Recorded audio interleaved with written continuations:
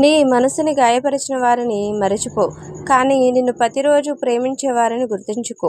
నిన్ను ఏడిపించిన గతాన్ని మరచిపో, కానీ నీ చిరునవ్వులకి కారణమవుతున్న వర్తమానంపై దృష్టి చూపు. నీ బాధను మరచిపో, కానీ అది నేర్పిన గుణపాఠాన్ని మాత్రం ఎప్పుడూ మర్చిపోవద్దు. గుర్తుంచుకో, కోపం వచ్చినప్పుడు నీ మనసుతో పోరాడు, మనిషితో కాదు. సమస్య వచ్చినప్పుడు కాలంతో పోరాడు, అంతేగాని కన్నీరుతో కాదు. నేను చెప్పిన మాట ఎలా ఉంది? నిజమే కదా. మన మనసుని గాయపరిచిన వారిని మర్చిపోవాలి, అంతేగాని వారినే గుర్తుపెట్టుకుని బాధపడిపోతూ ఉండకూడదు.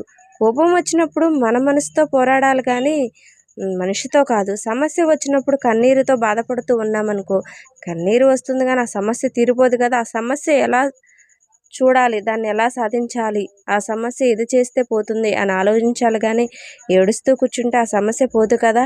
అవునా కదా. ఒక చిన్న మాట నేను ఈరోజైతే